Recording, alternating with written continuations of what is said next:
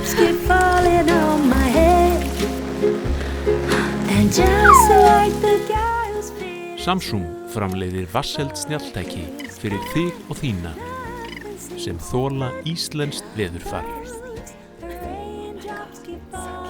Kynntu þér málið á samsungmobile.is.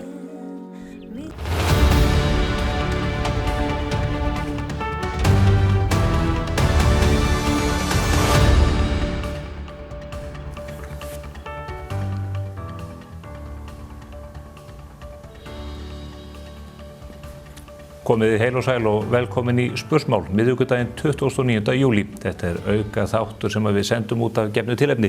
Í liðinni viku birti Dagur B. Eggertsson, fyrrverandi borgarstjóri og nú alþingismaður áhugaverða grein á Vísi, þar sem hann vitnaði til skýrslu Alþjóðamálastofnunar Háskóla Íslands á 2014. Það meðal annars rætt kosti og kallað þess að taka upp evruna. Til svars varð Ásdís Kristjánsdóttir bæjarstjóri í Kópavogi. Hún hagfræðingur að mennt og starfaði lengi á samtökum atvinnulífsins. Þar hefur átt sér stað áhugaverð umræða vaxtamál, verðtrygginguna og annað í þeim dúr og ég taldi rétt að þið hlustendur og áhorfendur góðir fengju þetta beint í æð hér af okkar vettvangi.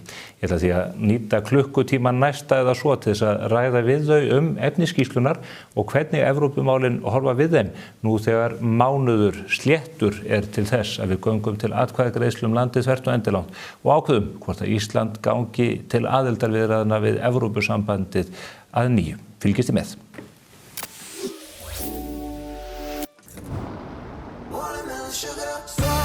Fjórhjóladrifinn Kia EV3 lentur. Komdu og reynslu aftur. Askja. Ekki láta loka þig inni. Veldu frelsi.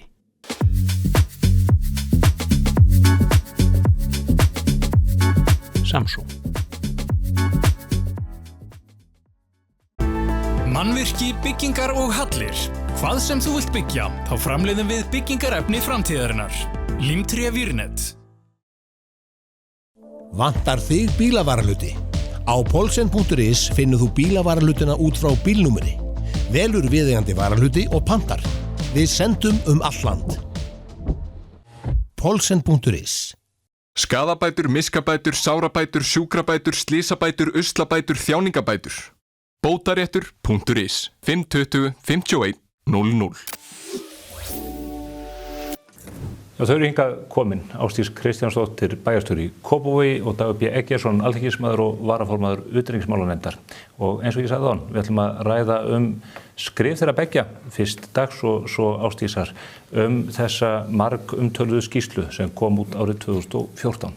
Komið sæl. Sæl. Já, það eitt af því sem við séð mikið í umræðunni undanfarna. Menn að dusta rykið af því sem bæði menn hafa sagt áður og fjallað og kafað ofan í. Dagur, þú sest yfir þessa löngu skýrslu Alþjóðamálastofnunar sem kemur út 2014 og það sannlega kaflið þar sem menn að ræða gjaldmiðlamálin. Meðal annars, já. Og þér þótti mikilvægt að innbrá eða ítreka það sem þar kemur fram? Já, mér fannst hún bitastæða nokkrum ástæðum. Í fyrsta lagi þetta skýrsla sem að ASÍ, SA, Félag atvinnurekenda og viðskiptaráð standa að. Ég sé ekki betur en að þetta sé kannski nýjasta gagnið frá þeim, að þessi stóru öflugu hagsmunasamtök hafi ekki gert nýrri úttektir. Í öðru lagi fannst mér mjög veigamikið bara hvaða sérfræðingar höfðu verið kallaðir þarna til. Það eiginlega valinn maður í hverju rúmi, hvort sem það eru stjórnmálafræðingar eða hagfræðingar og í tilviki Evrokaflans að þá mun það vera þannig að Ásgeir Jónsson, núverandi seðlabankastjóri, skrifaði töluvert af þessu og svo að því ég líka áhuga á bara svona einhvern veginn heildarmynd og sögunni, þá fannst mér svona óvenju mikil svona söguleg vidd yfir bara sögu íslensku krónunar og hvernig hún hafði reynst. Skörp greining, haldið til haga sjónarmiðum bæði varðandi kosti og galla, en meginniðurstaðan alveg skýr. Meginniðurstaðan sú að öllu metnu þá væri verulegur velferðar ábati eins og það orðað með upptöku evru og þá verið að tala lægri vexti og verðbólgu. Það verið að tala lægri viðskiptakostnað, greiðsluhæfan alþjóðlegan gjaldmiðil, öflugri lánveitenda til þrautarvara og með þessu aukin viðskipti. Þannig að þetta fannst mér bara eiga erindi í umræðuna. Þetta er margt annað í skýrslunni sem er líka áhugavert. Það hefði þegar fengist sérlausnir og undanþágur í fyrri viðræðum og það er rakið. Það var talið líklegt að það fengist ásættileg lausn í sjávarútvegsmálum og þannig ég hvet bara alla til þess að fara í gegnum þessa skýrslu ef þið vilja kynna sig hvar málið var statt 2014. Sumt hefur vissulega breyst en þarna er mjög góð samantekt á mörgu sem að máli skiptir í umræðinni. Þetta er skýrsla sem heitir aðildarviðræður Íslands við ESB. Það er eiginlega verið að taka svona loftmynd af viðræðum sem höfðu þá þegar lent eða strandað. Og þessi kafli sem þú ert að vísa í, bara þannig að ef að fólk vil kíkja á þetta beint, er á síðum 37 til 62 í þessari skýrslu. Já. En auðvitað fleiri áhugaverðir kaflar sannarlega. Ásdís, þú hefur ekki mikið blandaðir í Evrópusambandsumræðuna fyrir en að þú stígur inn, þú nú hagfræðingur að mennt og varst hjá samtökum atvinnulífsins á sínum tíma. Þú ýmislegt að athuga við grein dags, hún er birt á Vísi 22. júlí síðastliðinn undir fyrirsögninni gríðarlegur velferðarábati með upptöku evru. En Dagur er þarna vitna í orð sem eru skjalfest frá þessum sérfræðingum á sínum tíma.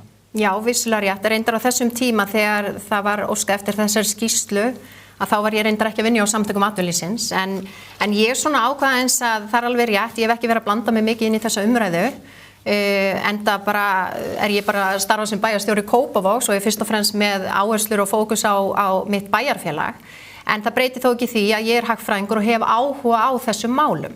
Og ég fór svona aðeins að ég las auðvitað þessa grein og tek undir það að auðvitað mikilvægt að við séum að skoða gamla skýrslur og vega og meta hvort eitthvað hafi breyst. En ég sá strax svona að það er ýmislegt sem hefur breyst frá því að þessi skýrsla var gerð. Hún er sem sagt gerð þarna á árunum 2013-14 og á þeim tíma erum við bara með allt aðra efnahagsstefnu. Við erum með peningastefnu í höftum og við erum enn að glíma við afleiðingar fjármálahrunsins. Nú frá þeim tíma höfum við hins vegar gert mjög jákvæðar breytingar á íslenskri peningastefnu og bara með því þegar ný seðlabankalög tóku gildi í janúar 2020 voru ofboðslega miklar og mikilvæga breytingar gerðar sem hafa svo sannarlega skilað samfélagslegum ábata. En þessi skýrsla er svona vega og meta kannski má segja úrelta efnahagsstefnu, úrelta peningastefnu sem á ekki við í dag. Það er kannski eitt af því sem ég gagnrýni. Nú annað sem að mér finnst mikilvægt að halda til haga er hér verið, þetta er auðvitað rosalega stór orð að gríðarlegu velferðar ábati sem felst með upptöku evru og þá fer maður svona að skoða þessa mikilvægu mælikvarða sem oft er horft til þegar verið er að meta velferð. Og það er til dæmis landsframleiðsla á mann, raunlaun, tekjujöfnuður, atvinnuleysi, langtímaatvinnuleysi sem og líka hvort að fátækt sé mikil eða lítil hér á Íslandi. Og það veit svo til að allir þessir mælikvarðar við erum eiginlega fremst meðal þjóða og ef ekki fremst á ákveðnum mælikvörðum.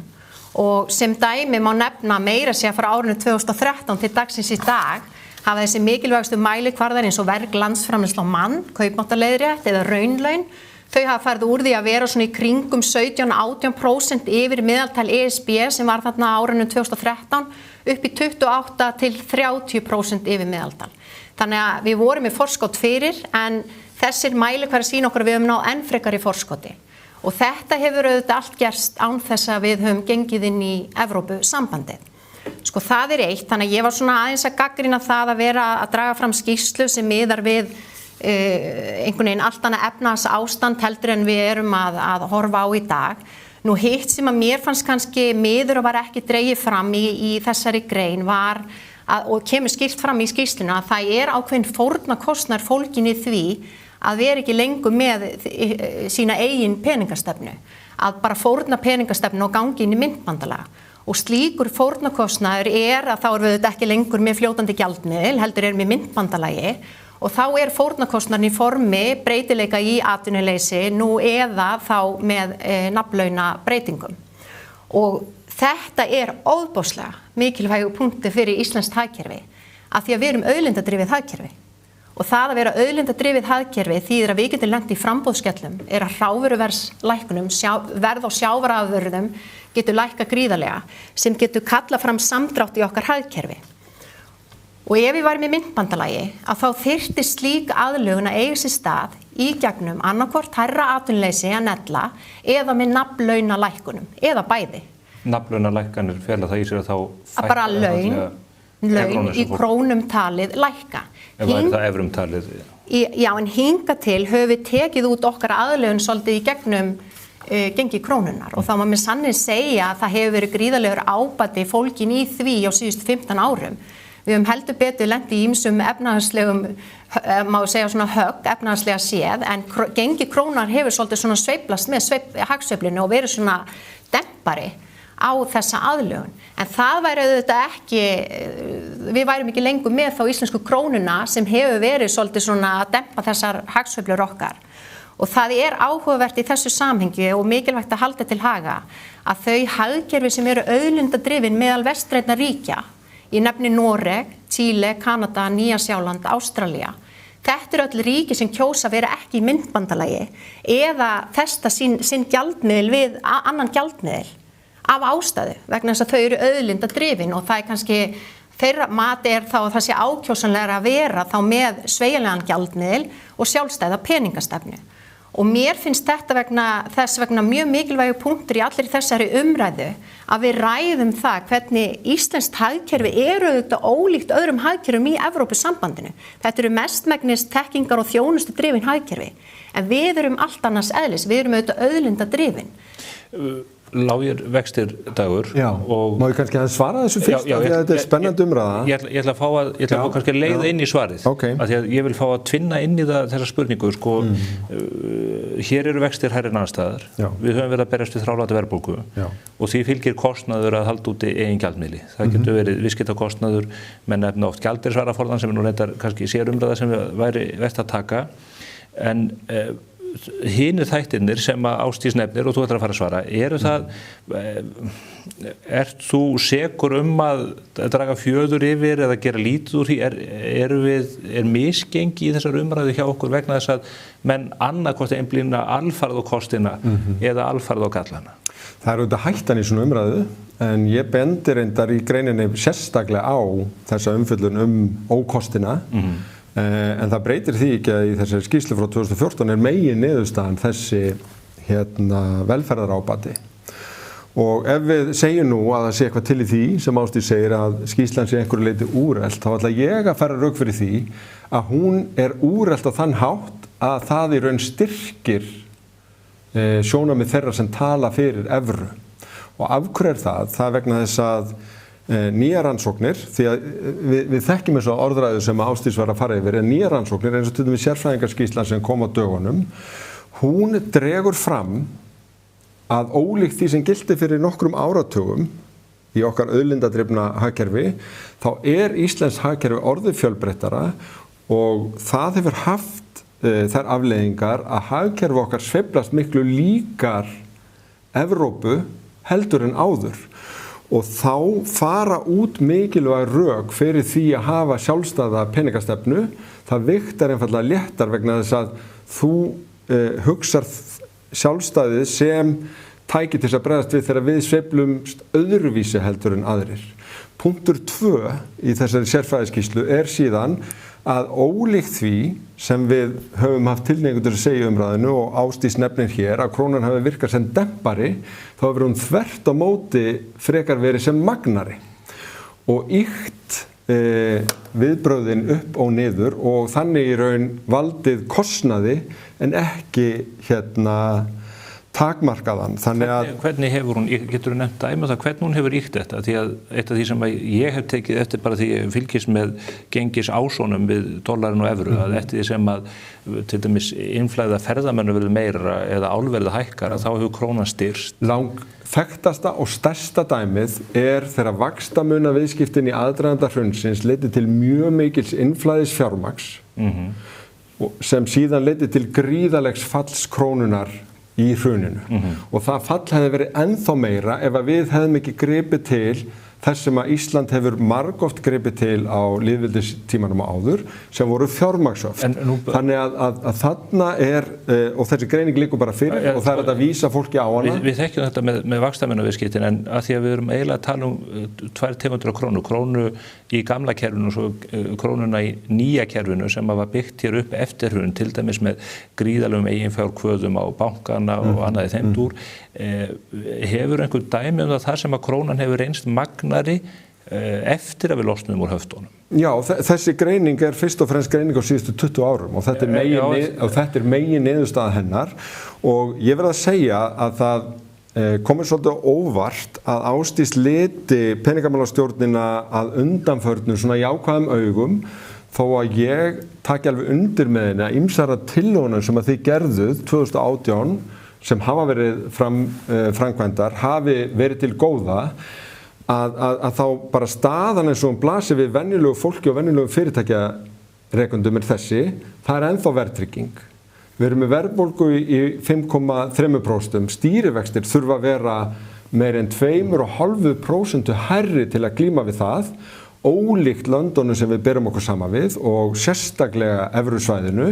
Við erum með hærri bindiskyldu í Seðlabankanum heldur en við erum með. Við erum yfir 1000 milljarða í gjaldeyrisvaraforða eins og þú nefndir. Við erum með belti, axlabönd og axlabönd en kannski bara enga buxur. Ja, það nú eiginlega alltaf við stóra gjaldeyrisvaraforða þannig að það er nú ekki röksend í málunum. En það sem ég var að spyrja út í það er nefnilega það sem að við höfum notað sem tæki til að reyna að minnka gengissveiflur á þessum tíma og gengið hefur ekki sveiflað eins mikið og stundum áður en það hefur líka kostað, bindiskyldan kostar og hún fer bara beint út í vextina í gegnum bankakerfið og raunvaxtamunurinn á milli okkar og evrusvæðisins sá að heimilin á hverju ári að borga yfir 100 milljarða í auknar álögur, vaxtakostnað vegna þess Ég verð aðeins að fá að koma hérna, sko, að því ég held að hér sé ákveðnar rangfærslur á ferðinni.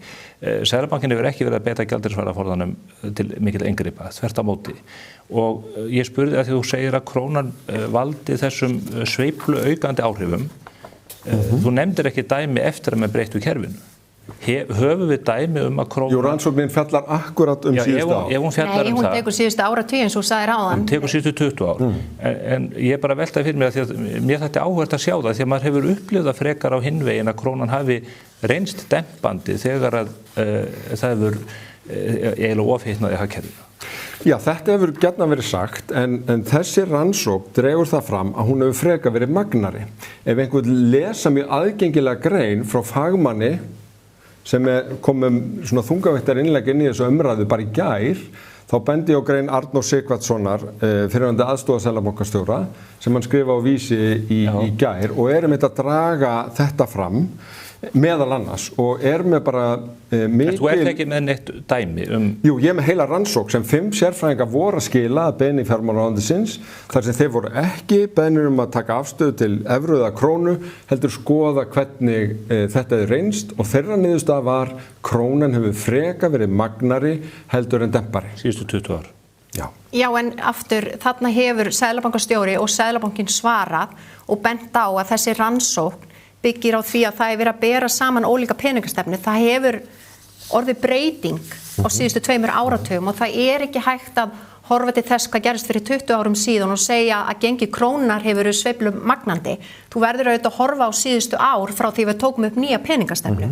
Og það auðvitað staðurinn sem að Stefán Einar hefur sagt hér að krónan hefur verið stöðugri heldur en flestir gjaldmiðla meðal annars evran, þannig að það ekki hægt að segja þetta sé sveiflukenndur gjaldmiðl. En aftur mér langar þú getur alveg hort frá fjármálahruni en það var bara allt önnur sem betur fer hafa átt sér stað jákvæðar breytingar á íslenskri peningastefnu og hvaða jákvæðar breyting hefur átt sér stað? Já, það búið að lyfta fjármálastöðugleikunum ofar. Við erum búin að taka fjármálaeftirlitið inn í Seðlabankann. Við erum með 3 nefndir núna, peningamálanefnd, fjármálastöðugleikanefnd og fjármálaeftirlitsnefnd af ástæðu. Og þetta eitthvað sem að Guðminn almáttur, ég held að við öll hefðum vilja hafa slíka peningastefnu hér á árunum 2005-06 fram að fjármálahruni. En það hafa hins vegar jákvæðar breytingar á sér stað og það mikilvægt að horfa til þess þegar við erum að vega og meta hvort að íslenska krónan sé sveiflujafnandi eða ekki. Hins vegar, það sem mikilvægt að hafa í huga, sem mér fannst mjög skýrt í þessari skýrslu, sem mér fannst miður og var ekki dregið fram í þinni grein, var þessi fórnarkostnaður.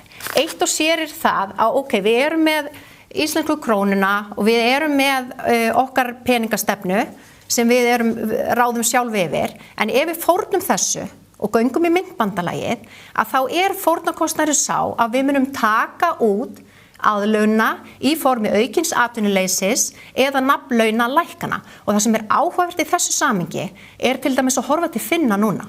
Það sem Finna lendi í þarna 2022. Þeir voru með mikilvægi viðskiptasambönd og Rússland var mikilvægt útflutningsmarkaður fyrir Finna. Og það sem gerir svo að Rússar ráðast inn í Úkraínu. Það koma þá eðlilega fram, eðlilega bara stoppa öll viðskipti þar á milli. Þannig að Finnar lenda í gríðarlegum samdrætti þarna rétt eftir heimsfaraldurinn. En á sama tíma auðvitað allt önnur hagsveifla annars staðar og Finnar ekki, ég myndi ekki segja verið auðlindadrifið hagkerfi, en þetta voru samt auðlindir sem þið voru sannarlega að flytja út til Rússlands. Og hvað gerist? Já, Evrópski seðlabanki fer að hækka stýrivexti og þetta dýpkar enn frekar samdráttinn í Finnlandi. Atvinnuleysi í Finnlandi í dag í kringum 10–11%. Atvinnuleysi meðal ungs fólks í Finnlandi 25% og langtíma atvinnuleysi 3%. Þeir tóku út þessa aðlögun í gegnum atvinnuleysi. Og það ýmislegt annað með finnska hagkerfi sem má gagnrýna, meðal annars framleiðni sem og líka öldrun þjóð og annað, en það breytir þó ekki því að þessi samdráttur sem þau urðu fyrir þarna árið 2022 dýpkaði enn frekar vegna þess að Evrópski seðlabankinn var auðvitað bara að horfa á önnur hagkerfi innan Evrópusambandsins og hækkuðu stýrivexti sem að sjálfsögðu hafði neikvæð áhrif á það sem að Finnar voru að glíma við á þessum tíma og eru enn að glíma við í dag. Býtum aðeins, Seðlabanki Evrópu hækkaði stýrivexti í hvað? 2,25%. Þannig að það eru stýrivextinir sem að Ásdís segir að Finnar sig að glíma við. Við erum með 7,75%. En þú getur ekki horft á nafnvexti. Bæði á heimilum og ef við horfum á raunvexti þá munum 4,5%. Nei, þetta ekki rétt. Þetta ekki rétt. Ég verð að fá svar þessu.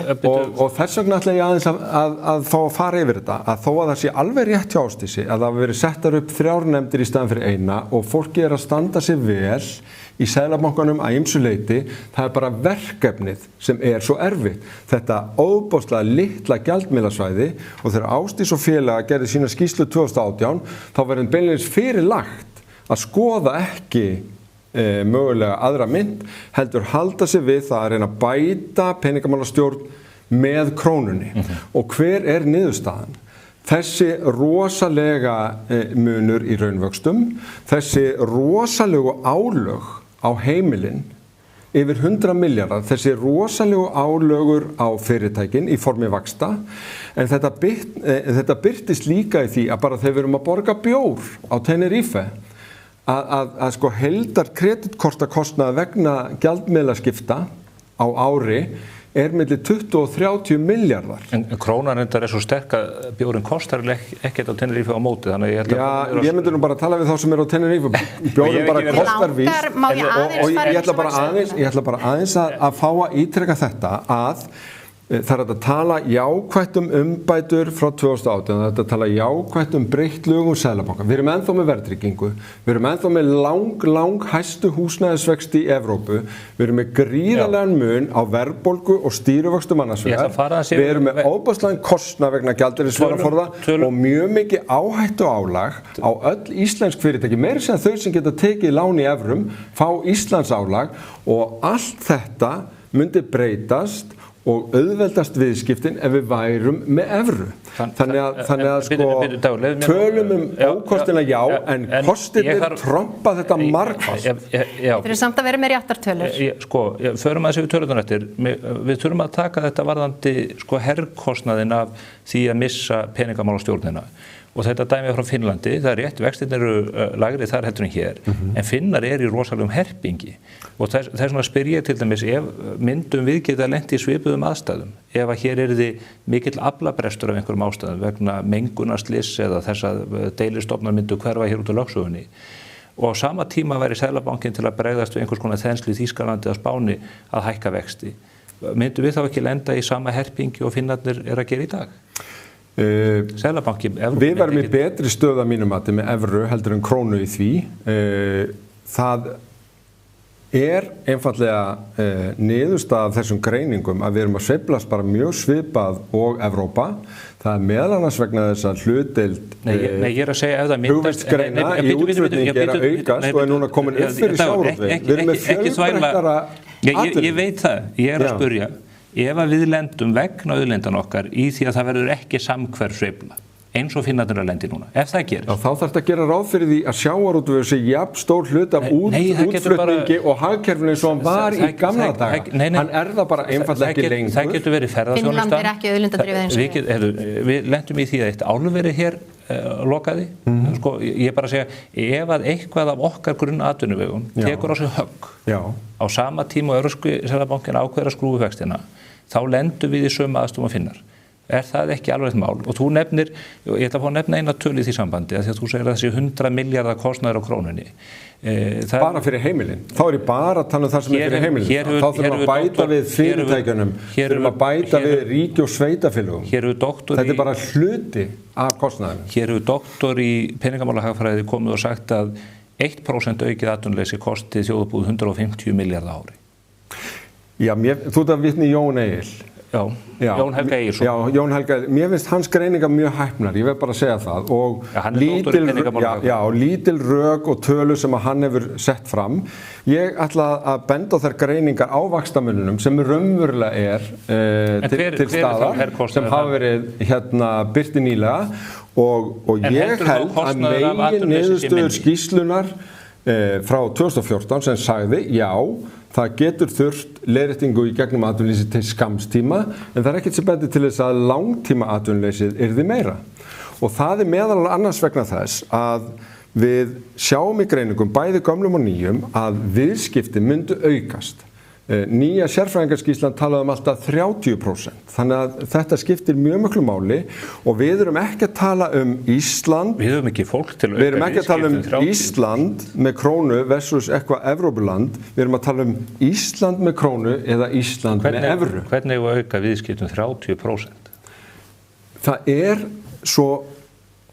er svo mikill viðskiptakostnaður sem verður til vegna þess að við erum með smæstu mynt í heimi.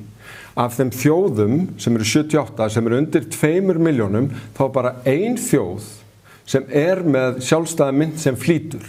Og það gerur hún án hafta bara stundum vegna þess að gegnum lífeyrisöguna höfum við nær alltaf haftana í höftum.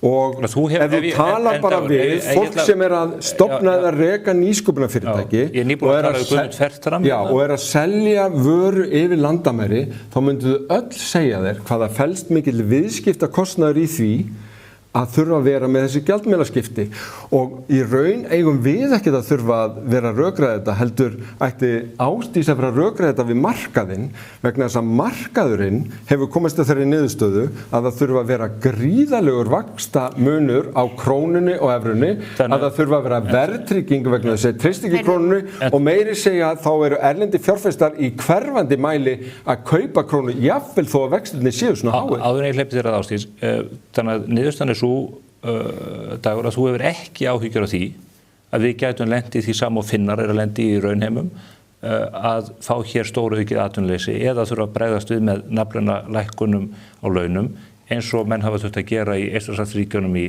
aðdraganda upptöku evru og slíkt. Við þurfum aukinn aga á vinnumarkaði. Það ein af afleiðingu þess að taka upp evru. En mér finnst skrítið... Við þurfum aukinn aga á vinnumarkaði óháð því. Akkurat, og þess vegna finnst mér svo skrítið að svo margir sem hafa talað fyrir því árum saman að þurfi aukinn aga á vinnumarkaði telja það núna sem einhvern ókost við upptöku evru að þurfi aukinn aga á vinnumarkaði. Hverjir eru það? Mér finnst alltaf látið í það skína að það sé kostnaður við að taka upp evru að það þurfi aukinn aga á vinnumarkaði.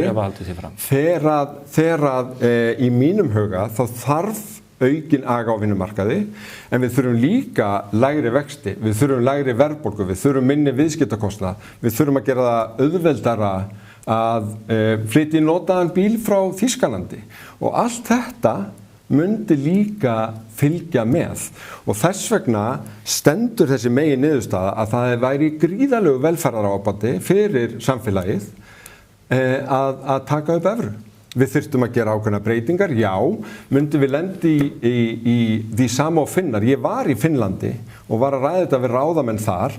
Ræturnar eru miklu flóknari, ná alveg aftur til falls Nokia eða þegar Nokia dróst mjög mikið saman, en stóra skýringin eru, já, Rússland og Rússlandsviðskiptin. Það engum sem dettur í hug í Finnlandi og það gríðarlegu stuðning og bæði við Evrópusambandið og evruna þar, það engum sem dettur í hug að fara út úr þessu. Þeir náttúrulega eðli málsakað að gera í brækurnar af ótta við Rússana, þeir óttast að þeir verði næstir.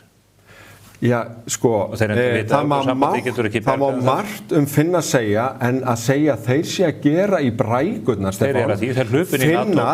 Finnar eru best undirbúna þjóð sem að til í Evrópu varðandi þjálfun fólks, þeir geta hvatt 900.000 manns á vývöldi og ég ætla bara að taka hérna hanskan fyrir vini mína Finna vegna þess að við eigum að vera meir eins og Finnar, ekki minna eins og Finnar og á þessu bara stendur. Þeir eru að gera í brækurnar, þeir hlupin í NATO, það myndust biðræðir við bandaríska sendiráða þegar fólk var að reyna að koma sér upp í vegabréfsáritunum leið og stríði brjóst út. Fólk lafhrætt þarna og eðlilega samkvæmt. Þannig ég stendur þau orð. Ég fylgdist bara með þessu frá fyrstu hendi í samvinnu við borgarstjóra Norðurlanda. Finnar og Svíar settust bara yfir þetta verkefni. Nú breytt stað í heiminum. Hvernig bregðustu við? Og þeir sem betur fer, vegna þess að styrki líka NATO mjög mikið, fóru þar inn, gerðu það hratt og það bara hluta því að Finnar eru bara vel í stakk búið til þess að takast á framtíðina.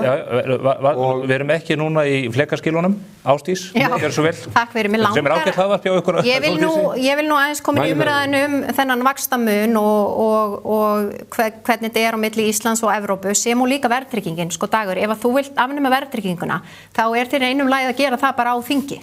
En sko verðtryggingin valkostur og við getum hæglega bara afnumið verðtryggingunni ef það vandamálið og ef við ætlum að fara inn í Evrópusamband út af verðtryggingunni, guð minn almáttugur. Það nú ekki alveg rök sem að ég myndi halda hér fram. En það sem að ég vil aðeins koma inn á þessi vaxtamunur og þetta ekki alveg rétt sem haldir hér fram að raun vaxtamunur sé í kringum 4-5%. Við langar aðeins að fara yfir þetta. Stýrivextir, Seðlabanka Íslands eru 7,75 og verðbólgan 5,3%. Stýrivextir Evrópusambandsins eru 2,25 og verðbólgan þarna 0,25%, eitthvað svoleiðis. Það sem að, fyrir ekki 22%, ok, allavegna, það sem við erum að sjá að raunvaxta munur milli Íslands og Evrópusambandsins, raun stýrivaxtamunur, sem skammtíma vextinir okkar. Þetta í kringum 2%. Við getum hins vegar að fara lengra og hort bara til langtíma raunvaxta. Hvernig íslenska ríkið á fjármagni sig? Miða við bara eins og við tölum bara franska ríkið sem við svipa lánshæfismat eins og íslenska ríkið. Já, 30 punktum lægri til 25-30 ára. Raunvextir, 30 punktum lægri í Frakklandi.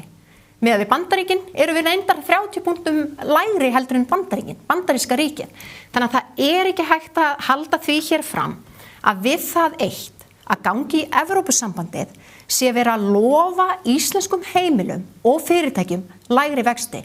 Hvernig náum við fram lægri vöxtum? Með ábyrgri hagstjórn.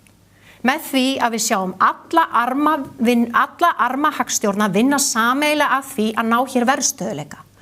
Og það svo áhugavert, okkur tókst þetta hér á árum áður.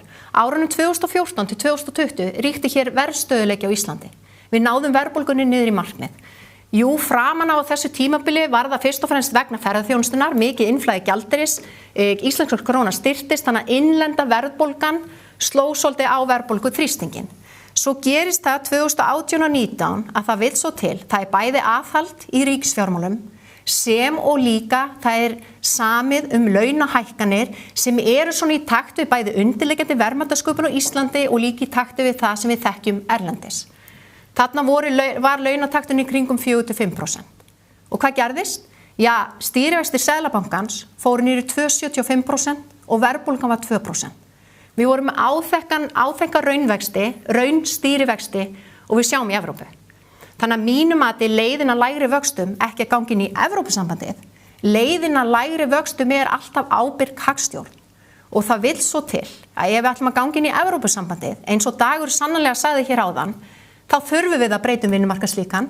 Við þurfum að tryggja það að allir armar hagstjórnar gangi í takt og stuðli að efnahagslegum stöðuleika og verðstöðuleika. En það líka áhugavert bara að horfa til þess að við getum gert þetta án þess að gangi í Evrópusambandið og mikilvægt að halda því til haga og það bara blekking ein að segja við íslensku þjóðina að við það að gangi í Evrópusambandið fáið þið lægri vexti. Heimurinn flóknari en svo. Við verðum að tryggja hér ábyrga hagstjórn og það gerist ekki nema allir armar hagstjórnar gangi í takt. Og þetta ekki bara mín skoðun sem hagfræðingur, já þetta bara líka skoðun Seðlabankastjóra Ásgeirs Jónssonar sem kom fram á ráðstefnu núna í júní 2026 og sagði það skiptir ekki máli hvort þið séu með evru íslensku krónuna, leiðin að lægri vöxtum ábyrg hagstjórn. Varðandi vinnumarkaðinn, það vil nú reynda til bara aðeins að kommentera þetta því hér verið að tala lítinn mun á 25 ára löngum ríkisbréfum. Það miklu algengur að horfa á 10 ára ávöxtunarkröfu og þar Ísland með tæplega 7%. Bandaríkjunum 4,6 en Frakklandi með undir 4. Hér það nafnvexti? Já, þetta 10 ára ávöxtunarkrafa. En við verðum að horfa á raunvexti þegar við tölum vexti. Hvað segirðu? Þetta bara ávöxtunarkrafa ríkisskuldabréfa. En við verðum, þegar við erum að bera saman milli ríkja, þá segir okkur ekkert að horfa á nafnvexti.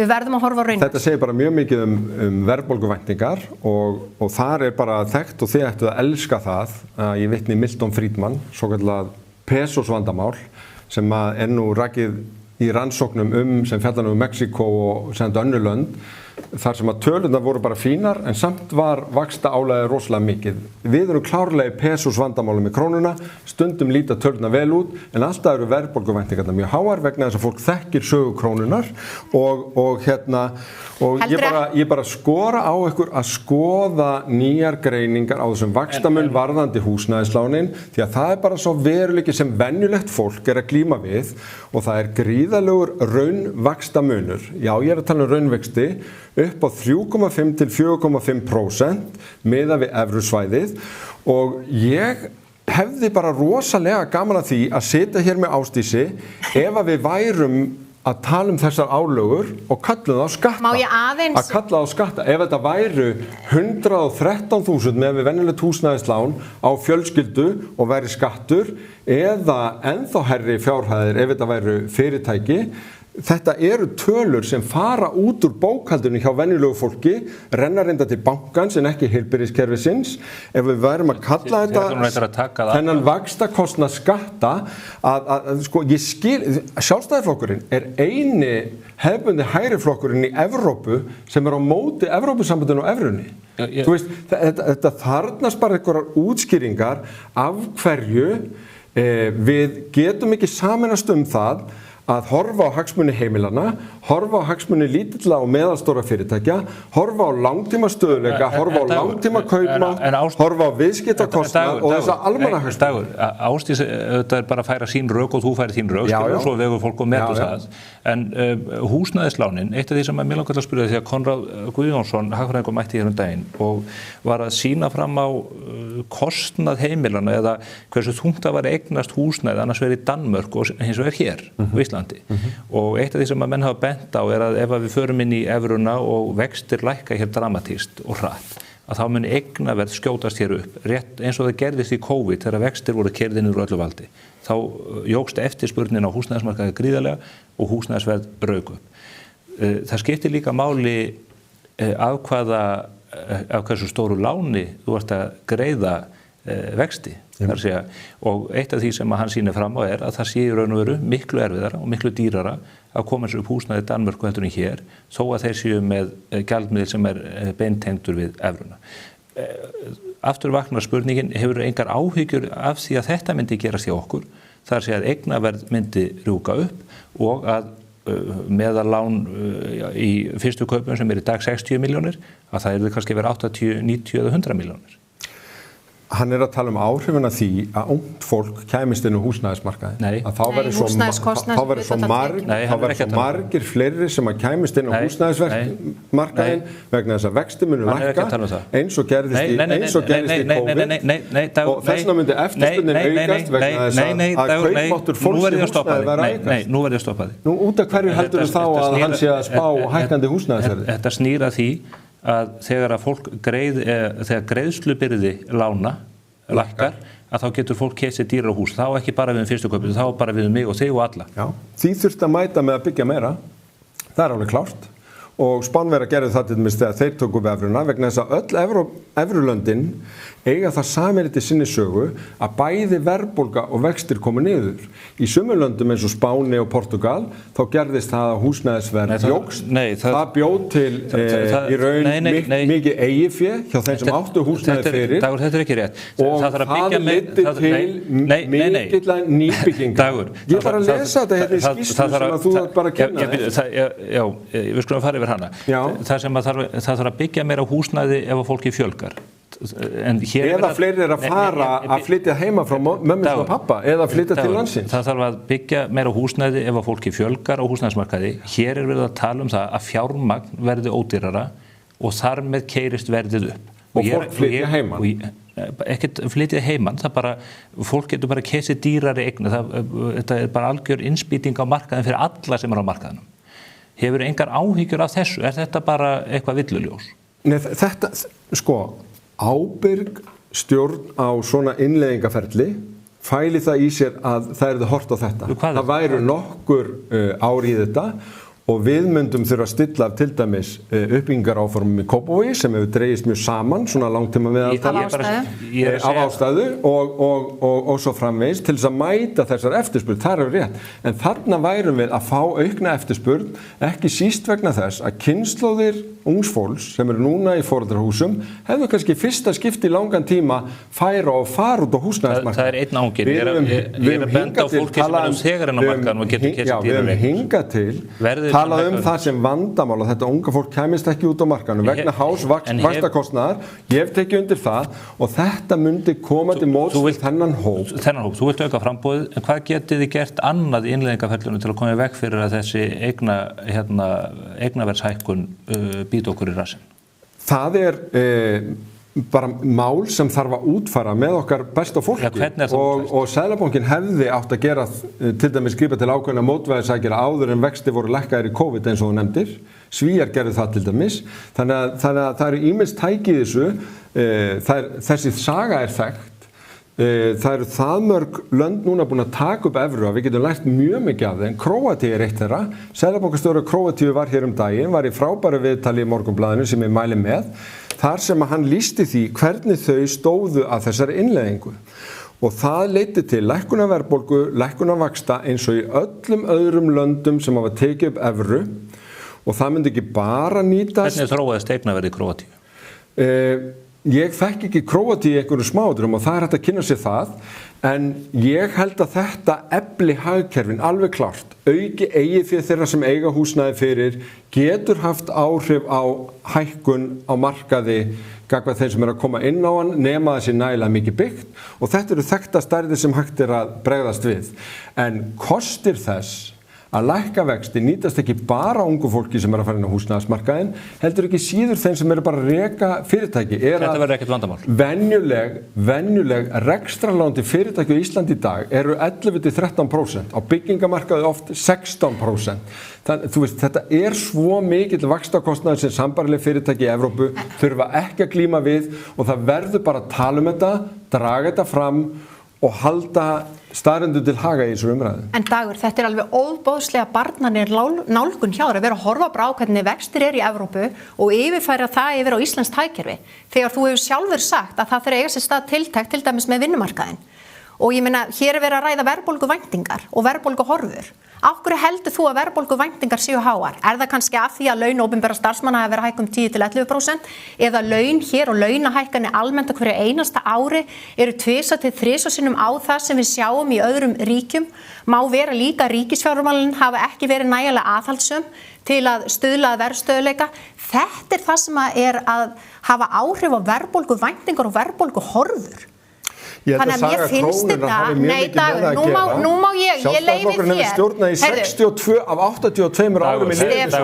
Stefán, mér finnst rosalega erfitt. Það eru alls konar rangfærslu sem hafa komið hér fram og ég er að reyna... Nú ætlar Ásdís að svara, Dagur. En ég vil líka, höldum því efnir, við verum ekki að tala um Ólaf Thors eða ykkur að slíka. En sko líka það, mér finnst líka barnanir nálgun að segja það, ég sé ekki að hugsa um hagsmuni heimila, af því að ég er bara ósammála þér að það sé hægt hér að lofa heimilum eða fyrirtækjum lægri vexti við það eitt að gangi í Evrópusambandið. Leiðin að lægri vöxtum er ábyrgari hagstjórn, við sáum að 2018 og 19 og við getum vel gert þetta aftur, en þá þarf að vera samfélagsleg sátt það hvernig við ætlum að dreifa verðmætum og hvernig við ætlum að haga hagstjórninni hér á Íslandi. En laun hafa hækkað hér, eftirmaður þinn tók nú sólóleik gagnvart kennurum og hækkaði laun langt umfram það sem að aðrir sveitarstjórar höfðu samþykkt. Það er verið að tala um það að taka til í ríkisfjármálunum og þú ert nú í fjárlaganefndinni og opinberum starfsmönnum fjölgaði 1000 á 12 mánaða tímabili. Það er ekkert sem bendir til þess að menn sem að tala mjög fjálglega að það þurfa að breyta áherslu hér séu nú verið að gera það. Menn halda bara áfram að skrúa upp launin og menn halda bara áfram að þenja út ríkisbáknið. En þetta er ástæði fyrir því að við náum ekki tökum á verðbólgun og verðbólguhorfum. Verðbólguvæntingar eru háar af ástæði. Það er bara bursi frá því hvað er að gerast í Evrópusambandinu. En þurfum við Evrópusambandið til þess að laga þetta? Erum við búin að gefast upp hvað þessu verkefni? Það er mjög traust, þekkt og góð leið En höfum við gefast upp hvað verkefninu? Ég er að svara spurningunni að gangi Evrópusambandið og taka upp evru. Það er sameiginleg reynsla allra landa sem hafa tekið upp evru að verðbólga lækkar og vexti lækka. Það er vegna þess að Evrópski seðlabankinn hefur meiri trúverðugleika og traust þannig að vextirnir lækka að því sem það er á evrasvæðinu meiri sé áður en evran er tekin upp leið og það er komin trúveruleiki á þessa stefnu og á þessa áætlun þá lækka vextirnir hafið þið gefist upp gagnvart verkefninu og þegar að til dæmis Króatara þegar við vorum að nefna það tóku loks upp evru þá voru 75% allra lána þegar komin í evru. Hafið þið gefist upp á verkefninu? Nei, núverandi ríkisstjórn er að taka þetta fastari tökum heldur en fyrir ríkisstjórnir að Daði Már sagði að fækka ríkisstarfsmönnum, opinberum starfsmönnum fjölgar 1000 á milli ára. Já, ef við skoðum meðaltal síðustu 20 ára og það skiptir reyndar ekki máli hvort við skoðum síðustu 20 ára eða 30 ár, þá er meðal verðbólga rétt rúmlega 5% og meðal stýrivextir eru 7,75%. Þannig að það er... Þeir eru bara það í dag, þeir eru óvenju háir í dag með við sögulega síðan sko. Nei, ég er búin að skoða þessi meðaltöl og þeir geti gert það líka. 2011-2020 voru meðaltali 5%. Allt saman opinber gögn. Og ef maður tekur út kúfana að þá er þetta lækka meðaltalið en ef maður tekur allt tímabilið þá er þetta svona. Og það er ástæðan fyrir þessum verðbólguvæntingum alveg eins og ég var að nefna þetta klassíska pesos-vandamál að Íslendingar þeir þekkja krónuna, þekkja sögunar þeir bara lifi þeim veruleika að það er verðtrygging vegna þess að markaðurinn treystir ekki krónunni við erum með miklu hærri vexti og mér finnst rosalega billegt 18 mánuðum eftir að ný ríkisstjórn tekur við að fulltrúar stjórnmálaflokk sem hefur stýrt Íslandi í 62 ár af 82 í lýðveldissögunni með alla þessa verðbólgusögu, gengisveiflur og óstöðuleika skuli segja af hverju er ekki búin að laga þetta? Af hverju eru ekki búin að laga þetta? Mér finnst ótrúlegt að ég hafi þurft að bíða hér í 30 mínútur eftir því þú færi að stimpla mig. Alveg ótrúlegt. Það er alltaf að lengjast í þessu, þannig að þetta eru framfæri hjá þér. Þetta eru auðvitað flokkur sem líka stuðla að bættum lífskjörum. En aftur, má ég aftur fá svar við því? Verðbólguvæntingar og það hvernig launaþróun hefur verið hér á landi heldur ekki verðbólguvæntingar séu háar af því að launahækkanir hér eru 2-3 sinnum meira heldur en gengur að gerist annars staðar.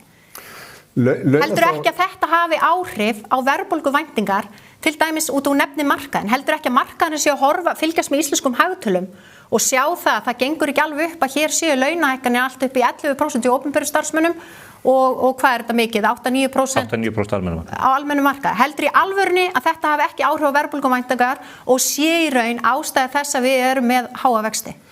Ég held við meira að við séum stödd í stöðu já, þar sem að mörg fyrirtæki er að velta kostnaði út í verðlagið og þar með skapa verðbólgu. okkur hefur ekki ennþá tekist að ná þeirri samstöðu sem ég þekki úr sögunni þjóðarsáttina. Nei. Og þá sem að náðu samtök verkalýðshreyfingin og hún var náttúrulega lykil aðili í þessu en líka bændur og samtök atvinnulífsins á þeim tíma saman þetta. En hvað var þar undirliggjandi? Þar undirliggjandi var fastgengistefna sem var tekin upp 1989. Þá var tengt í aðdraganda upptöku evrunar við í raun þýska markið og í raun svona evru þess tíma. Og þetta fastgengistímabil, það hélt alveg til 2001 og bara mikið farsælda tímabil í íslenski hagsögu. Þannig og það engin tilviljun að mjög margir af okkar bara sögulega bestu hagfræðingum hafa hallast að því að fastgengi sé betra heldur en það þegar hluti vinnumarkaðarins sér eftir að gera einhverja kjarasamninga, beitir ríkisstjórnina þrýstingi eins og var allsíða hérna á áratugum áður til þess að fella gengið og leysa svo snurðunni. Það ekki mikið betra núna þegar fyrirtæki að velta þess út í verðbólguna vegna þess að verðbólgan bitnar svo mikið á fólki á Íslandi vegna verðtryggingar. Þá vil ég aftur spyrja. Þetta fer bara beint inn í lánin. Þá vil ég aftur spyrja, þegar ég heyri það að þú hefur mikla trú á fastgengi eða myntbandalagi, sannanlega og kemur kannski engum óvart hér. En hvaða afleiðingar hefur það ef við höldum áfram að hækka laun 2-3 sinnum á við það sem gengur og gerist í Evrópusambandinu, í evruríkjónum, ef við höfum ekki fljótandi gjaldmiðil. Hvernig mun aðlögunin eiga sér stað? Það mun eiga sér stað í gegnum hærra atvinnuleysi eða þá að við neyðumst til að lækka launin okkar. Þú veist, það eru engar töfra lausnir á vinnumarkaði. Nákvæmlega Dagur og þannig nær þú þannig náum við Nei, býtu, ég skil ekki mér langar að ganga eftir Af hverju gerum við þetta ekki bara? Af hverju fjárranum hafið þið sem stjórnendur stærstu vinnustöð í Íslandi hvað varst þú stjórnandi stærsta vinnustöð í Íslandi lengi? Ég var það í 10 ár. Þú undirritað bara hvert kjarasamningin á fætur og gekk bara býsna vel. Ekki betur svo að kerfi sem þú ert núna að tala að sé algjörlega kol ómögulegt leið fyrir alla þessa launahækkanir. Nei, fjárfesting og framleiðniaukning á því 10 ára tímabili stóð bara býsna vel undir þessu. Ég að tala launahækkanir. Já, ég að tala það. Og það sem þarf að standa undir launahækkanum er framleiðniaukning og verðmætasköpun í samfélaginu. Þannig að þar þurfti ekki aukin aga á vinnumarkaði. Jú, það var gert bara Það gekk bara og ég held að Ásdísi sammála því að tímabilið 2014 til 2024 var bara ágætt að þessu leyti. Nei, það var svona 2018 og 2019 sáum við sannanlega launahækkanir í takt við það sem við viljum sjá. Og hvað gerði, Stefán? Hvað gerist þá? Þá náum við verðstöðuleika. Það þarf að aukin aga á vinnumarkaði nema hjá Reykjavíkurborg. Nei, það þarf aukin aga og við höfum sýnt hann á köflum en ekki alltaf og það er alveg rétt. En það þarf að halda þessu til haga í umræðinu og við þurfum að ná breiðri sátt þetta líka innan verkalýðshreyfingarinnar sem að verkalýðshreyfingin er algjörlega þessum á móti ykkur í þessu. Sumir þar tala gegn þessu þeir sem hafa tjáð og vilja sem að halda þessu vinnumarkaðsmódeli sem núna er óbreyttu áfram og ég bara sakna þess að talsmenn fyrirtæki sem sjá þennan vanda mjög líkt og ég stígi ekki meira fram og tali fyrir því að við fáum hérna lægri vexti, lægri verðbólgu, minni viðskiptakostnað, lánveitenda til þrautavara, hættu á fjármála, á bankakrísum, það eru svo gríðarlega marga kosti. En heldur þú Ásdís og þessir atvinnurekendur sem hafa tjáð sig og Þorsteinn Pálsson vill láta reka, Bogi Níls og Halldór Benjamín, heldur að þeir vilji ekki lægri vexti? Heldur að þeir hafi hag af því að það séu háir vextir í landinu? Kannski sumir, en ég held að rannsóknarefni sé fyrst og fremst hvers vegna Sjálfstæðisflokkurinn er eini hefbundi hægri flokkurinn í Evrópu sem er á móti Evrópusambandinu og Má ég aðeins fá að svara þessu af því að ég er auðvitað rosalega upptekinn af Sjálfstæðisflokknum. Já, mjög upptekinn. Ég er náttúrulega oddviti sjálfstæðismanna í Ef að vaxtakostnaðar væru skattar þá væru allir brjálar á móti þeim. Ég vil aðeins fá að svara þessu af því að hér er aftur verið að halda í fram og lofa þjóðinni því að við fáum lægri vexti við það að gangi í Evrópusambandið. Samt sem áður, það er slegið í úr vegna þess að svo er líka verið að viðurkenna það við þurfum að gera breytingar á vinnumarkaðslíkaninu til að við getum stuðlað að lægri verðbólgu og bjartari verðbólgu horfum. Þannig að við erum þó sammála það, en það er ekki rétt að við getum lofað þjóðinni lægri vöxtum við það eitt að gangi í Evrópusambandið með óbreytta hagstjórn. Leiðin af slíku auðvitað allir armar vinni sameiginlega að því að endurheimta hér verðstöðuleika og lægri vexti. Okkur tókst það 2018-19 og við getum vel gert það, en það þarf að vera samfélagslegu sáttmáli það að þetta svo leið sem við ætlum að fara. Við þurfum ekki að fara inn í Evrópusambandið til að tryggja lægri vexti. Síður en svo, og ef að við förum inn í Evrópusambandið með þetta vinnumarkaðslíkan og það að sjáum hér launahækkanir vera 2 til 3 sinnum á við það sem gengur og gerist annars staðar, já þá tökum við þetta bara aðlaununa út í gegnum aukið atvinnuleysi eða þá að við þurfum að knýja fram nafnlaunalækkanir. Það bara annarkvort eða. Það ekki hægt að lofa því að við fáum bara lægri vexti og þannig verður bara allt í lagi. Við þurfum að taka auglýsingahlé svo að fólk geti hort á auglýsingarnar en poppað og náð andanum undir þessu góða spjalli.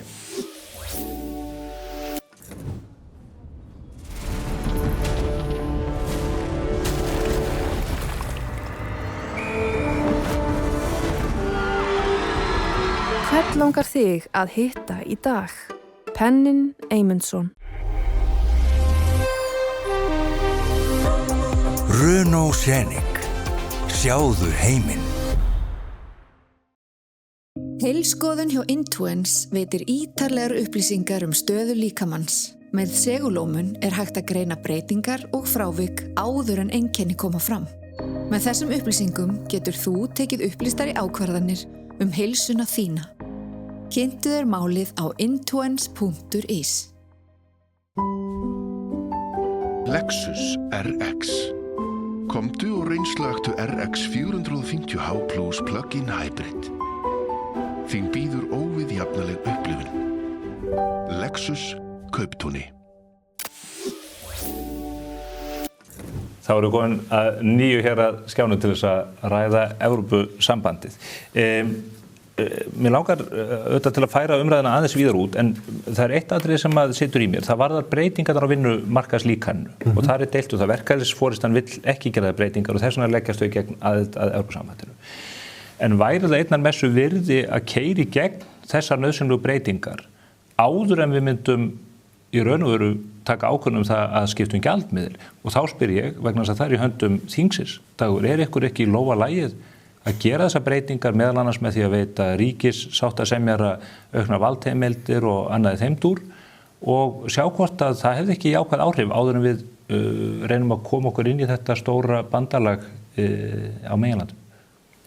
Nei, farsæld Íslands byggir að mörgu leyti á því að við höfum fylgt norrænu löndunum í því að byggja á þríhliða samkomulagi og viðræðum ríkisvaldsins, verkalýðshreyfingar og samtaka atvinnurekenda. Þannig að öll svona skref eru tekin í samtali og samráði.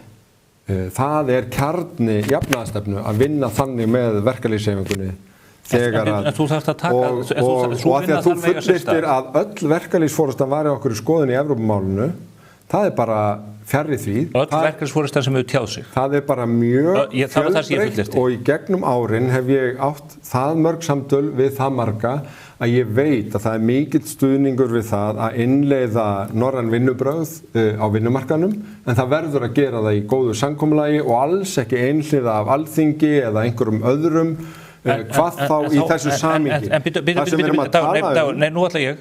Ef að það reyndin að þingi geti bara ekki komið þessu í gegn. Það verður bara mjög óskilsanlegt. En þetta þarf að gerast hvort þið í aðdraganda Evróputökunnar. Þannig að hvernig ætlar að leiða það til lykta í fyrsta lagi með verkalýðsforystuna á móti því að fara inn í Evrópusambandið og taka upp evruna og í öðru lagi í sama veruleik og við búum við í dag. Ég held að við erum að tala um miklu hagfelldari umgjörð, eitthvað stærsta skref í kjaramálum sem hægt að taka vegna breytingarna á vinnumarkaðsmódelinu. Nei, vegna lækkunar vaxta. Þeir lækka ekki fyrir að þú er búin að gera þessar breytingar.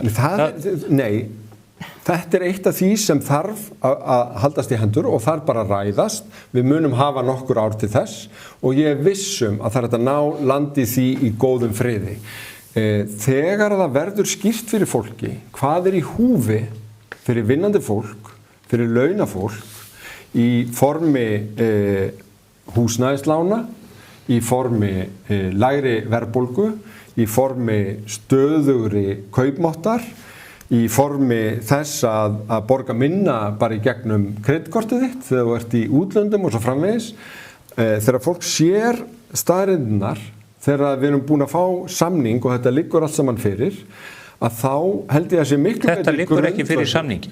Það kemur ekkert fram þetta í samningi. Þá liggur það er ekkert í samningum. Þá liggur það miklu betur fyrir. Það er ekkert þetta í samningi. Það liggur það miklu betur fyrir hvað í húfi. Hefur skoðað samningin til dæmis við Króatana, sem eitt nýjasta dæmi? Að sjálfsögðu hef ég ekki skoðað samningin við Króata. Hefur ekki skoðað það? Ég hef ekki skoðað samninga við hvert einasta land sem hefur gengið í Evrópusambandið. Tökum bara eitt nýjasta dæmi. Ég hef hins vegar skoðað hérna nýlega rannsókn sem greinir leið allra ríkja inn í evruna. En það er ekkert í samningunum. Til lægri verðbólgu, allstað til lægri vaxta og þetta svo mikið kjaramál. Ég veit að það, en þú segir að þetta myndi liggja fyrir þegar samningur liggur fyrir. Það ekkert í þessum samningum þetta. Jú, það ekkert í þessum samningum þetta. Felst að það þarf að leggja fram áætlanir umbætur í stofnanaumhverfinu. Þetta eitt af því sem hægt að lesa í þessari ágætu skýrslu frá 2014. Að samningaviðræður kalla ekki á aðlögun, heldur að þú leggir fram plön hvernig þú sjáir fyrir þér að mæta þeim veruleika. Í hvað þá IPA-styrkirnir notaðir ef það ekki aðlögun í gangi? Í okkar tilviki var það notað í að uppfæra tölvukerfi Hagstofunnar til þess að safna gögnum Ísland og bestu gögnin Ísland eru til fyrir eitt tímabil, 2009 til 2013, þegar við vorum síðast í aðildarviðræðum. Þetta voru miklu peningar sem fór í þetta, en eftir það að þá söfnum við því miður minna af gögnum, þannig að eitt af því sem þarf, meiri gögn, betri gögn og ýmsar umbætur sem við gerum þá áætlanir en verða ekki að veruleika nema þjóðin samþykki í seinni atkvæðagreiðslunni að fara inn og að aðild verði að veruleika. En þetta alveg rétt sem Stefán samt að benda á og þú svona óbeint þetta í að líka að auðvitað þurfa að eiga sér stað breytingar hér hjá okkur ef við ætlum að ganga inn í Evrópusambandið. En við getum líka gert þessar breytingar án þess að ganga inn í Evrópusambandið og samt stuðlað lægri vöxtum og lægri verðbólgu. Töfralausnin ekki Evrópusambandið sem slíkt og mér finnst ótrúlegt að heyra hér dag nefna einmitt kaupmátt launa. Hver eru kaupmátt launa hér á Íslandi miðað við í Evrópu? Þau eru 30% hærri en að meðaltali í Evrópu. Þannig að það ekki eins og við séum ekki að upplifa hér auðvitað bara á alla mælikvarða velferðar. Að þá erum við þjóð bara meðal fremstu þjóða, ef ekki í efstu sætum. Það snýra raunlaunum sem ekkert annað en kaupmáttu launa. Við erum efst þar, þannig að það að fara í Evrópusambandið, þú ætlar þá væntanlega að tryggja við séum með enn hærri kaupmátt heldur en við erum með ella utan Evrópusambandsins og ég bara ekki trúi því ekki endilega að það sé lausnin. Nú við erum líka að horfa upp á það að þjóðatekjur á mann, landsframleiðsla á mann, við erum 28 til 30% hærri en að meðaltali í Evrópu. Við erum nú þegar að horfa á þessa efnahagslegu mælikvarða og við erum, og ég vona við sem nú öll sammála því, við erum framúrskarandi á þessa mælikvarða alla. Svo hér stigið fram og verið að tala fyrir hagsmuni heimila þurfum við samt sem að vera gangin í Evrópusambandið vegna þess að með inngöngu í Evrópusambandinu munum við tryggja lægri vexti. Við tryggjum ekki lægri vexti nema það verði breyting á hagstjórn á Íslandi. Við þurfum ekki að gangi í Evrópusambandið til að tryggja lægri vexti. Við getum vel gert þetta sjálf, við höfum sýnt það áður að við getum gert þetta, en það þarf sannanlega að vera samfélagslegu sáttmál það að við virðum þessa leikreglur sem við þurfum að framfylgja til að tryggja hér lága verðbólgu og lága vexti og það getum við vel utan Evrópusambandsins. En nú var dagur að nefna það að flokkurinn sem að þú ert í forystu fyrir eða einn af forystumönnum fyrir hafi lengi verið völd og ekkert hafi gengið inn í rekið í því. Ég líka til þess að sé hægt að fá verkefnisforystuna og atvinnurekendur hvort sem það hjá ríki- og sveitarfélögum eða á almennum vinnumarkaði til þess að setjast niður og finna þessa lausn. Það hefur auðvitað verið reynt að fara í breytingar á vinnumarkaðslíkaninu sem slíku. En það vissulega rétt, það hefur ekki tekist, en burtséð frá því hvort við förum inn í Evrópusambandið eða ekki, þá munum við alltaf þurfa að fara í þessa breytingar. Ella munum við taka út þessa aðlögun, ef við ætlum að halda áfram á þessari braut, þá munum við taka út þessa aðlögun í formi aukins atvinnuleysis. Það blasir við. Ef við förum inn í myntbandalagið, þá fórnarkostnaðurinn sá að við munum taka þann kostnað út með hærra atvinnuleysi heldur við þekkjum. Við förum ekki inn í þetta myntbandalag nema við lögum. Nákvæmlega, en þetta klárlega samtal sem að sjálfsögðu þarf að taka hjá hinu opinbera, hjá samtökum atvinnulífsins sem og líka verkalýðshreyfingunni. Af því að við getum ekki haldið áfram að sömbraut og ég hef aldrei breytt þeirri skoðun minna. Við verðum auðvitað að huga því ef við viljum endurheimta verðstöðugleika og ná hér lágu vaxtastigi, þá verða allir armar hagstjórnir að vinna og ganga í takt. Og það bara staðreynd að Seðlabanki Íslands hefur nánast án undantekninga verið einn á þeirri vegferð að vinna gegn verðbólgunni og stuðla hér að verðstöðugleika. En okkur hefur tekist áður og við getum vel gert þetta og við þurfum ekki að fara í Evrópusambandið til að sjá hér vexti lækka síður en svo. Má ég aðeins að því að sko það vera svona teiknum einhverja mynd að sko Íslands best í heimi í hagvexti og kaupmætti og eitthvað svona og þessuna sé engin ástæða til þess að skoða aðra kosti, meðal annars inngöngu í Evrópusambandið og upptöku evru. Áfram Ísland sem best fyrir negi birti greiningu upp á 40 síður þar sem að þessu var meðal annars haldið fram. En ég tek eftir að Ásdís nefnir hagvöxt og mann vegna þess að Áfram Ísland gerði það ekki. Áfram Ísland var að tala hagvöxt síðustu ár og sagði þá að Ísland væri í 10. sæti. Ef þetta reiknað sem hagvöxtur og mann þá fellur Ísland niður fyrir meðaltala Evrópusambandsins. Það ekki rétt. Og við erum í 23. sæti og þetta rétt. Þetta víst rétt. Og þú eru að horfa á þetta hagvöxt og mann kaupmáttar leiðrétt og þá erum við efsta sæti. Þetta allt 28% yfir ESB. Reikjanlega tölur og tölum að þessum kaupmáttina því að Áfram Ísland varum alveg geggja framsetningu því. Úr hvaða skýrslu þetta? Þetta greining sem að Gauti B. Eggertsson, hagfræðingur, hefur tekið saman. Áfram Ísland miðað við kaupmáttaþróun frá 2013. Þannig að hér allt í kalda kóli? Nei, það nefnilega nákvæmlega ekki það sem við verið að segja. Ísland hefur farið frá því að vera eitt fátækasta land Evrópu í að vera eitt ríkasta land heims og þær í flokki með öðrum Evrópuríkjum. Það eins og alveg galin framsetning að halda þið fram að við séum með meistaradeild og ESB séum miðja aðra deild því að þú skoða bara þetta kaupmáttadæmi þá stillir Áfram Íslandi þannig upp að kaupmáttur hafi aukist hér 66% frá 2013 og fram á okkar dag.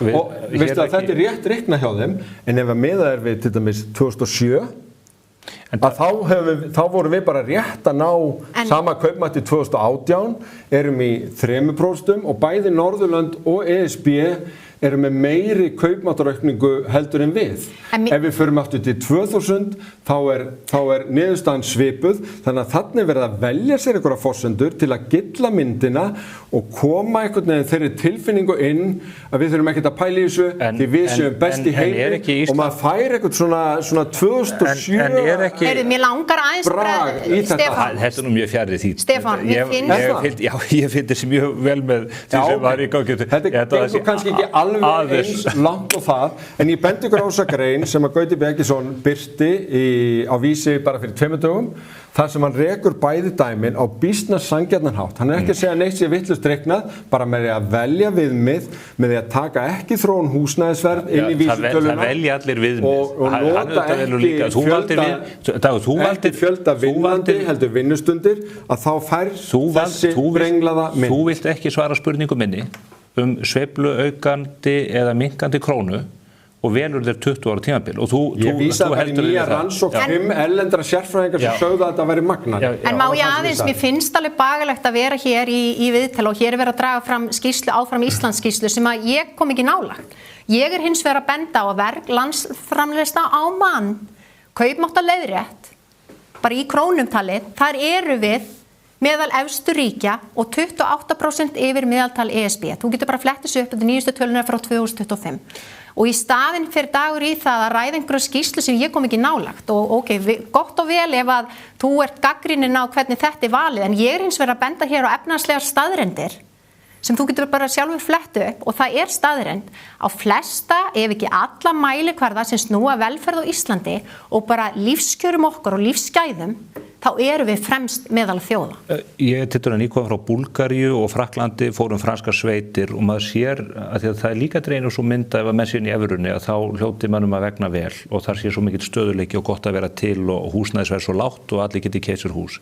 Það eru hræðilegar aðstæður sem fólk býr við í þessu löndum út á landsbyggðinni. Bara húsakostur sem við myndum ekki bjóða okkar versta óvinn upp á. Þannig að einu spurningin sem að ég hef, að því ég var aðeins að skoða sögu evrunar og meðal annars tímabili þegar Mario Draghi, sem nú orðið hvað frægastur fyrir þessa skýrslu samkeppnishæfni Evrópu, hann seðlabankastjóri Evrópu 2012, þá gríðarleg krísa á evrusvæðinu líka. Menn fara í magnbundna íhlutun og hann neyðist til þess að fara fram á sjónarsjóð og segja evran mun lifa af hvað sem það kostar og menn þurftu að fara í gríðarlega skuldsetningu og allskyns aðgerðir. Gunnar Baldvinsson, reyndasti lífeyrissjóðamaður landsins, mætti viðtal daginn og segist hafa miklar áhyggjur af því vegna þess hvernig hagkerfi Evrópu að þróast að evran kunni að verða veikjast gagnvart öðrum alþjóðlegum gjaldmiðlum á komandi árum. Einhver hætt á því í ljósi þess að það víða mjög þröngt í búi í Evrópu, franska ríkið gjaldþrota til dæmis, að ef við tökum við þennan gjaldmiðil sem kann að virka sterkur núna út að lágum vöxtum og slíku, að við allt í einu sitjum upp með gjaldmiðil sem að verður okkur sem kipið við kverk. Einhver hætt á því miðað við þessa reynslu frá 2012 og því sem að við horfum upp á í hagkerfunum í kringum okkur? Nei, þú ættir að hafa miklu meira ágjör á krónunni, miklu meiri, og þú sérð á þessum skuldabréfaálagi sem við vorum að nefna áðan að markaðirnir eru að meta það eins og ég. Ertu að tala um verðbólguvæntingarnar? Það gríðarlega, ef við erum að tala löndin svo Búlgaríu eða löndin bara í Austur-Evrópu almennt, þá í raun bara ævintýralegt hvað aðild að Evrópusambandinu hefur nýst þeim til að færa upp lífskjör, velsæld, hagvöxt, innviði. Króatar eru búin að fá 2800 milljarða afhenta frá Evrópusambandinu. Já, og bara ótrúlega magnað að fylgjast með til dæmis, sjáum bara vin okkur í Eystrasaltslöndunum sem að voru með slíkan aðgerðisflótta eftir fall Múrsins, það voru margir sem leituðu meðal hans hingað á annað. Þau samfélög voru í rúst. Akkurat, og núna eru það að blómstra, þau eru að draga til sín atgerfi, þau eru að draga til sín fólk hvaðan af að. Hagvöxtur hefur þróast reyndar hraðar þar vegna hergagnaframleiðslu að hluta til, en líka vegna bara alls konar annara þátta þar sem þau eru að njóta góðs af því að vera hluta af stærsta innri markaði í heimi og að fólk getur treyst því að regluverki sé allstaðar eins. Við tölum stundum að... Það ekki eins. Franska ríki fara að reka sig með allt annars konar halla heldur en hinn ríki. Við tölum stundum að regluverk getur verið flókið þegar kemur að verslun og viðskiptum og það alveg rétt. En eins og Arnór Sighvatsson, fyrrverandi aðstoðarseðlabankastjóri, bendir á í grein í gær, þá Evrópusambandið enga síður stærsta einföldunarverkefni þegar kemur á lögum og regluverki bara í heimsögunni vegna þess að þarna verða að samræma lög 27 aðildarríkja varðandi verslun og viðskipti og búa til hennan innri markað og það hefur nýst þeim vel, mun það nýtast okkur.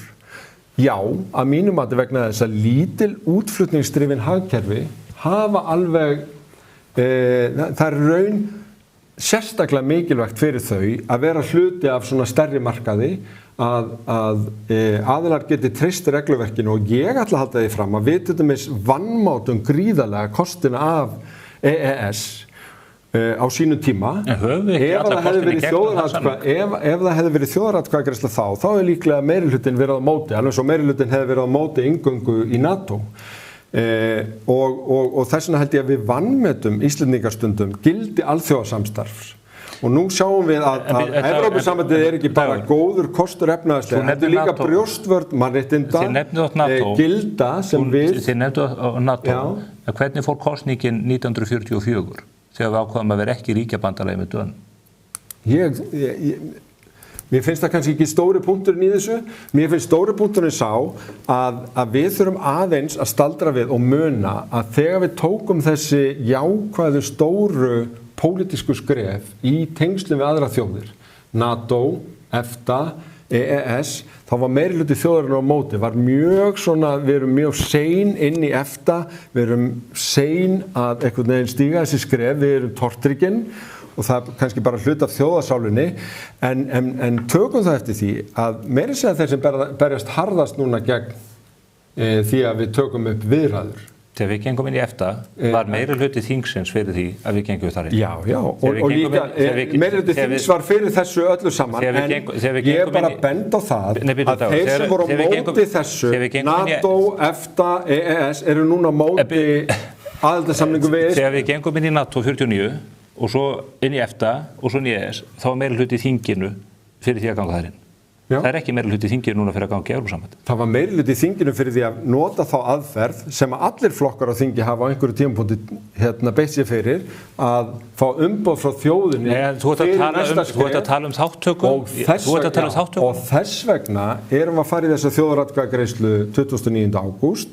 Það er mjög mikilvægt að fólk áttu sig á því að þá er bara verið að sækja umboð til þess að fara í viðræður.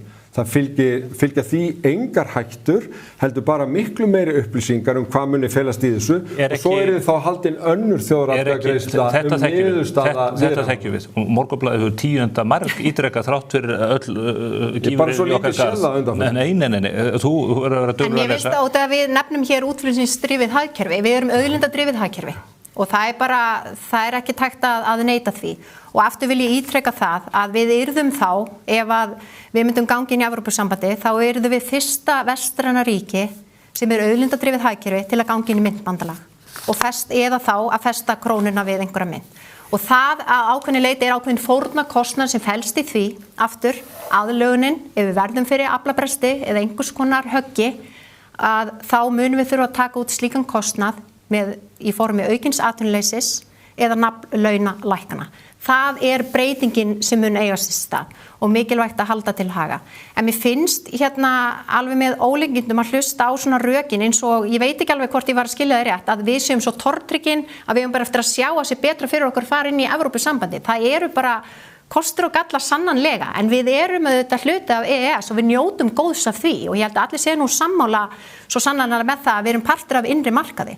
En hins vegar þetta Evrópusambandið pólitískt samband, þetta efnahagsbandalag og við þurfum auðvitað að gera upp við okkur hvort að okkur sé betur borgið innan Evrópusambandsins eða utan þess og allir efnahagslegir mælikvarðar sem ég horfi til segir mér okkur sé betur borgið utan sambandsins að við erum fremst með að ríkja raunlaun og kaupmáttur sá hæsti meðal ESB-landa verg landsframleiðsla mann, kaupmáttar leiðrétt 28% yfir meðaltalið. Þetta eru mælikvarðar sem skipta máli. Atvinnuleysi heilt yfir hefur verið lágt í íslenskri hagsögu að því við tökum aðilinn út með öðrum hætti. Langtíma atvinnuleysi lítið sem ekkert. Þetta eru stærðir sem ég horfi til því ég að vega og meta hvort að okkar hagsmunir sé betur borgið innan sambandsins eða utan. Þannig að mér finnst líka mikilvægt að halda til haga. Jú, það vissulega rétt að það verið að kjósa að halda áfram viðræðum. En stundum kemur þetta svolítið út eins og það engin kostnaður fólgin í því. Hvað taka aðildarviðræður langa tíma? 2-3 ár. Hvað gerist á meðan? Já, allur fókusinn mun þá vera á þessar aðildarviðræður, aðildarsamninga. Þannig að ég bara upplifi það núna í sumar. Horfum á bara verðbólguna og vaxtastigið. Við erum lítið sem ekkert að fjalla það. Við erum fyrst og fremst bara að fjalla það sem framöndan í lok ágúst og ég held að sú umræða er bara eftir að þyngjast. En það er mikilvægt að halda til haga að kostnaðurinn ekki bara beitt kostnað sem metin hann í kringum 2 milljarða. Auðvitað óbeitt kostnaði fólkinni því að fara í þessar aðildarviðræður og við sjáum það bara Alþingi Íslendinga. Umræðu verður fyrst og fremst bara hvar við erum stödd í þessum aðildarviðræðum. Öllu fókusin munum vera á það. Þannig á meðan verður algjör biðstaða í efnahagsstjórninni hér á Íslandi. Og mér finnst það eitthvað sem við þurfum líka að ræða. Þetta ekki eins og þetta sé óbúslega auðveld ákvörðun að kíkja í pakka, já til að sjá. Það svo margt annað sem spilar þannig undir og þess vegna held ég að skipti líka máli fyrir bara okkur Íslendinga. Við þurfum að kynna okkur og við þurfum auðvitað bara að vega og meta hvort við teljum að hagsmunir okkar sé betur borgið innan Evrópusambandsins eða utan. Í stað þess að fara í aðildarviðræður bara upp á forvitnissakir, það óbóðslega mikilvægt að halda því til haga. Að það ákveðin kostnað líka sem felst í því að vera í aðildarviðræður með 2-3 ár. Einkum og sérlega núna þegar það því miður þannig að við erum ekki að ná tökum á verðbólgunni og vaxtastigið hátt í sögulegu samhengi. Hefðu stjórnvöld ekki getað unnið meiri grunnvinnu á þessum tíma sem liðin frá því að þið tókuð við völdum í landinu en bara birta þessa hálfköruðu skýrslu á ensku sem að reyndar hefur ekkert verið haldið fram eftir að hún var birta því að hún bæði takmörkuð og gölluð. Ég held að stjórnvöld hafi gert rétt í því að vilja fá umboð til þess að halda áfram í viðræðum áður en einhvern veginn allt sett á fullt við að kortleggja og gera hluti. hitt hefðu alveg örugglega verið gagnrýnt ef að í raun allir eru kallaði til þess að endanlega móta samningsmarkmið eins og var gert síðast. Mjög margir hagsmunaaðilar voru kallaði þá til og voru fyrirmynda vinnubrögð og verður væntanlega beitt aftur ef það fæst já. Eitt væri bara að fá svar við hvort að við erum netto greiðendur eða ekki sem að reynda blasir við en menn einhvern veginn gefa í og úr eins og að það sé það eru bara mjög lágar upphæðir eins og greiningar Hvaðan koma þá allir 2.800 milljardarnir sem fóru til Króatana? Hvar verða þessi peningar til? Þeir verða náttúrulega til í Evrópusambandinu en sko fjárlög Evrópusambandsins eru 1% af landsframleiðslu hjá löndunum og þau fá mikið á móti Það verða engir peningar til hjá Evrópusambandinu? Nei, þau verða til í aðildarríkjunum. Og ég var bara að greina það Stefán Einar daginn hvaða sóknarfæri gæti verið fyrir Ásdísi eða sveitarfélög eða ríkið varðandi innviðafjárfestingar.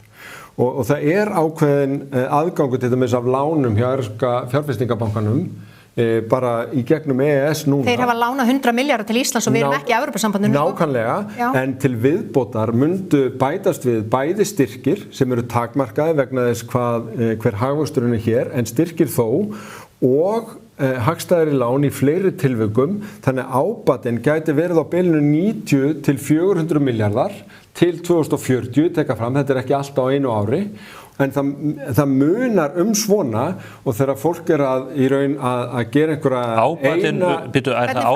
Er það ábatinn Þetta er annars vegar vaxta ábati og hins vegar beinistyrkir, þetta blanda.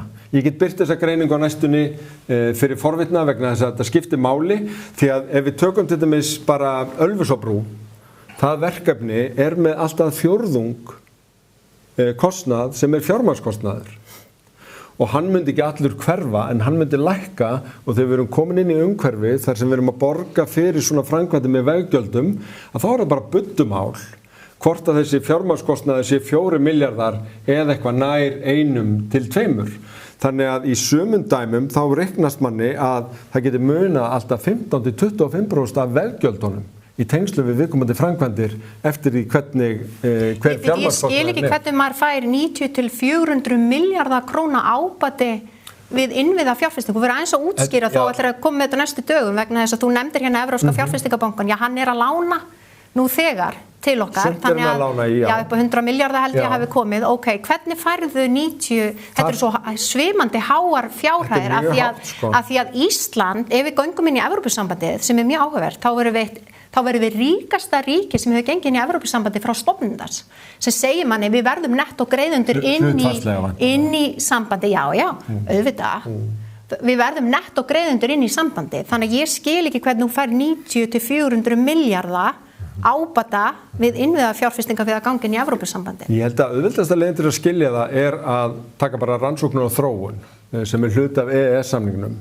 Þar greiðum við inn en að því að við vorum mjög skipuleg í okkar vinnubröðum varandi það að afla rannsóknarstyrkja þá við alla tíð, þó við séum ríkt samfélag, fengi meira út úr evrópskum rannsóknarsjóðum en við höfum lagt inn í þá. En við fáum það nýta. Og þetta bil í innviðafjárfestingunni nákvæmlega fundið eins að þetta bil milli þess að gera lítið sem ekki neitt en nýta þó það sem kemur eða undirbúa verkefnin vel og gæta þess að skoða þessa möguleika hverju sinni en kannski þetta bara auglýsing fyrir þennan pappir sem ég skal þá bara birta á næstunni. Já, því að mér finnst eitt að koma hér með 90 til 400 milljarðar, ég ekki enn að heyra rökin, við getum vel farið innviða fjárfestingar sjálf hér innanlands og við erum að gera það en ég ekki enn að heyra hver ábatinn af því að vera í Evrópu. Annars styrkir og hins vegar lægri vextir. Við erum aftur komin í vaxtaumræðina en aftur, þú getur ekki lofað lægri vöxtum við það eitt að gangi í Evrópusambandi. Af hverju ætti eitthvað annað að gilda Ísland heldur en öll önnur lönd sem hafa tekið upp evru? Í öllum öðrum löndum sem hafa tekið upp evru hafa vextir og verðbólga lækkað mjög verulega. Það engin ástæða til að ætla annað gildi. Eins og gildi 2018 til 19, við náðum lægri vöxtum og lægri verðbólgu. Ég fengi að heyra það sé barnaskapur en það bara reynsluvísindi og ef það er barnaskapur að ímynda sér samfélag með lágum vöxtum, lægri verðbólgu, engri þörf fyrir verðtryggingu, nú erum við komin í ríki. Að þá skal ég bara vera að segja. Það bara með breyttri hagstjórn. Ég ætla að taka frá pláss í Morgunblaðinu, svo þú getur birt þessa greiningu á síðunum hjá okkur. Og ég ætla líka að taka frá pláss fyrir svargreinina frá þér sem að við þá byrta sennilega svona 2-3 dögum síðar. Er það ekki gott plan? Það er bara ágætisplan. Ég ætla hins vegar að þakka ykkur kærlega fyrir umræðuna. Þetta afskaplega upplýsandi og gott og ánægilegt að þið skulið í ykkar ágæta sumarfríi sem að ég veit að stutt og snart. Gef ykkur tíma til að koma hér og ræða við mig á vettvangi spurninga. Takk. Ég veit áhorfandi sjá það ekki, við erum bæði í ljósum buxum í tilbyrjun dagsins. Þið eru bara stórglæsileg og það kannski birtu við einhverja mynd á vefnum til þess að staðfesta þetta.